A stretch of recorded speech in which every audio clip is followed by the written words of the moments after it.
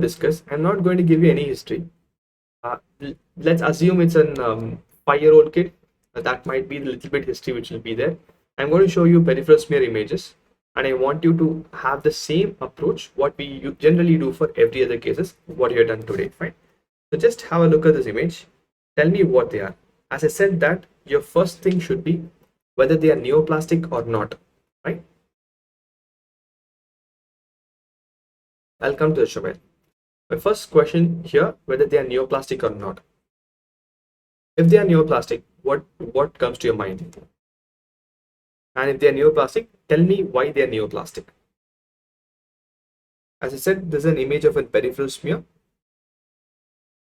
If it's an image of a peripheral smear, can I say that this patient has leukocytosis? That's my first point here. There is definitely a little bit increase in the number of WBCs, right? Leukocytosis, lymphoblasts.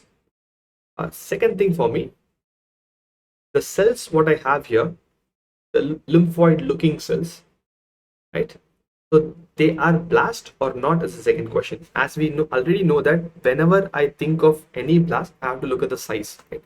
So here, this cell, whatever I'm seeing, it's easily twice or thrice or 4 times size of RBC.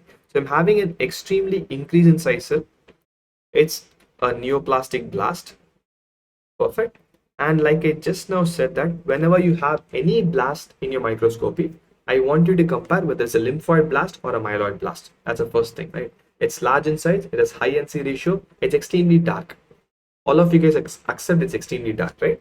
So this is an extremely dark and a condensed chromatin, right? So when I have a condensed chromatin, I'm going to think of a lymphoblast, right?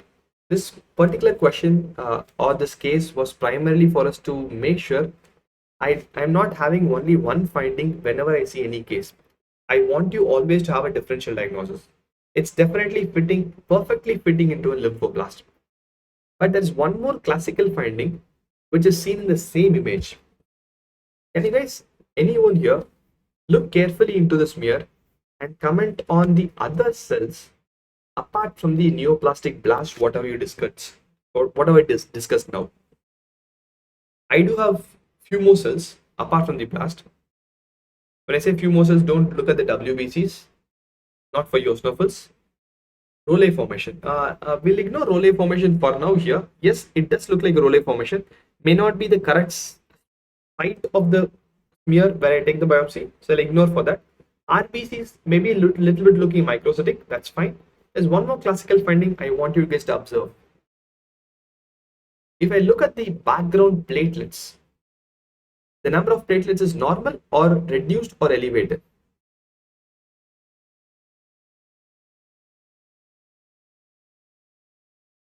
It's definitely elevated, right? The number of platelets in the background is definitely elevated. It's high in number.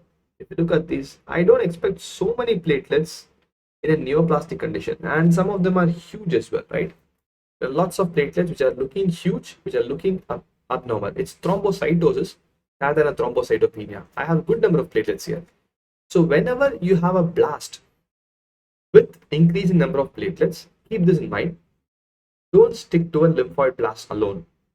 Dark chromatin is a classical finding seen in lymphoid blast, but in the background of increased platelets, keep in mind, could it be an AML M7? Again, it's just a clue for me, not always, right? I'm going to zoom into a blast. Look at this blast, this particular blast, and say what comes to your mind. I'm having a classical blast here. It has a very classical appearance. What comes to your mind? If you look carefully, the blast has blebs in the cytoplasm, right? These are very classical blebs here. I'm having classical blebs in the cytoplasm. I have one more image here, right? See, look at this. Even in this image, there are good number of platelets, right? I have lots of background platelets here, good number of platelets here. They are a classical case of an AML M7. I do have blebs in the cytoplasm. When you have blebs in the cytoplasm, I want you to think of an megakaryoblast leukemia, which is AML M7. Right? This was a classical case of an AML M7.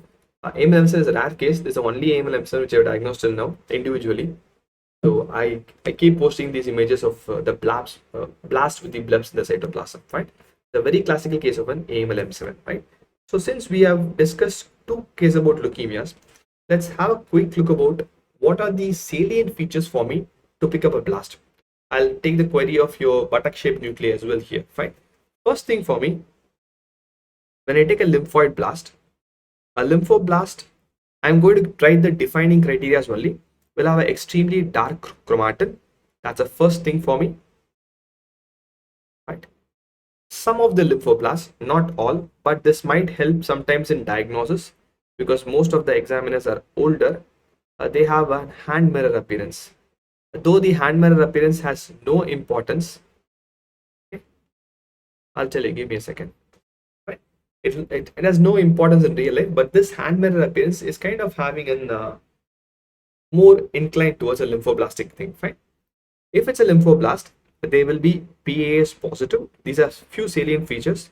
They have a dot-like positivity or a block-like positivity. That's one of the things. Second, I have a perfect myeloblast. A myeloblast will have an open chromatin for sure. It will have an open chromatin. Fine. It will have granules. It will have OR rods. It might have very dense granules, sometimes called as 5 bodies. 5 bodies are nothing but OR rods is the same eosinophilic granules in the form of a rod. 5 bodies is the same granules in the form of a big blotch of granules, right? A 5 body might be like this. It will not be a tiny granule. It will be a big blotch of granule. That's called as a 5 body. Fine. Okay. And myeloblasts, they are positive for 2 stains. Like I said, PA is dot-like positive for lymphoblast. Myeloblast is positive for MPO. That I would prefer as a better marker than SBB. SBB is, it's not a great marker, right? Third, an AML-M3. The AML-M3, it has the buttock-shaped nuclei. It has the indented cleave nuclei, that's for sure. So how do I differentiate the buttock-shaped nuclei from a folded nuclei of a monoblast? Because monoblast has a folded nuclei, M3 is a buttock-shaped nuclei. So I'll compare M4, M5 monoblast to M3 simultaneously, right? So one is, when I say AML-M3, it does have a buttock-shaped nuclei. It will be folded. At the same time, the chromatin, though it's open, it will not be like a sieve. It will still be darker compared to a monoblast. A monoblast chromatin will also be folded, but it will be very sieve-like chromatin. It will be completely open chromatin. That's one which helps me to differentiate my nucleus alone of a monoblast from a myeloblast. That's one. Second, the cytoplasm. The cytoplasm has good number of granules, one, and they do have lots of OR rods, which we call them a faggot cell. So it's not just the nucleus. My cytoplasm also helps me to differentiate a folded M3 and a folded M4. M4 cytoplasm will be irregular. It will not be regular. M4 cytoplasm, that's monoblast cytoplasm, will have vacuoles, will not have granules. Fine. Vacuoles, here I'll have granules positive and I'll have OR rods positive. Fine. These both are the difference between an AML M3 and an M4. Fine. This is for M3, M4. M5 also will have more of monoblast, will not have a myeloblast, right? Quick look at M6 and M7. I have AML M6 versus AML M7, right? M6 is erythroid leukemia, right? If you look at a normal erythroid, you must have read about a few changes in erythroid called as a basophilic erythroblast or your polychromatophilic and orthochromatic erythroblast, right? Which is the most immature erythroblast amongst them. Basophilic is the most immature erythroblast, right? So leukemia, which is AML-M6, arises from the basophilic erythroblast, which means when I have an AML-M6, let's assume this is the nucleus. Nucleus of AML, your RBC will be very, very dark and be perfectly round, right? You'll have perfectly round nuclei and a dark nuclei. The cytoplasm is more characteristic for me here. The cytoplasm here will have a bluish appearance because they arise from the basophilic or the most immature erythroblast, right? The cytoplasm blue color is one of the classical clues for my erythroid. Erythroid will always have a basophilic cytoplasm. When I go to AML M7 on the other hand, like we saw in this case, in our case, it might have a high NC ratio, it might have a dark chromatin. That's what we have a differential diagnosis of a lymphoblast. But the most important thing is they have blebs in the cytoplasm. These blebs are nothing but the broken off platelets. They are still mature, leaving out platelets. Platelets are formed by pinching off of the cytoplasm. That's what happens here. Fine. Okay. How to check an adequacy of a platelet, right? Uh, the subtypes of AML M6A, M6B, for an undergraduate, I'd say it's not much required. Maybe once you become a hematologist, medicine, or a pathologist, you might be required to differentiate AML, M6A, and M6B. Again, there are multiple subtypes. Even in M4, M5 have subtypes, which is not required for it. It's more theoretical, more calculation based, which cannot be done in an MCQ, right? How to check an adequacy of platelets? Because what I said is, when I have platelets more, that is kind of a subtle clue to say it could be an AML M7. Again, it's not always, kind of subtle clue to say it's an AML M7, right? So platelets in general, whatever we saw in this image, can I say approximately for an RBC, I kind of have one or two platelets, kind of, right? When I see one RBC, literally there's some one platelet, kind of an equal ratio. You know the normal number of RBCs, right? 4.5 to 5.5 million. Number of platelets is 1 to 1.5 to, let's say, 1 on the lower end to 3 million. That's 3, right? 3 lakhs. So I should have at least one RBC, so one platelet per 10 or 15 RBCs. If you have something like that, my ratio is perfect. If it's more than that, I'm going to think of a thrombocytosis. But as I said that, CBC will be the best method.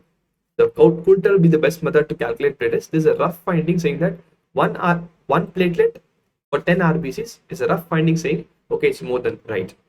The way to calculate platelets if you're a pathologist, the way to calculate platelets is on an oil immersion. I count the number of platelets and multiply it by 15.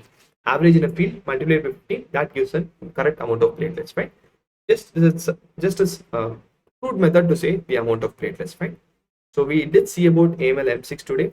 We saw about few more cases. We'll have few more cases in the tomorrow's class as well, whenever we have. And just if you are preparing for your exams, you can use these codes. This will give you an extra 2-month subscription. And there are targeted NEET batches. There's a price hike coming at May 31st, tomorrow. So try to grab them. You can use any code, whatever you have. If you don't have one, you can use Pathology, right?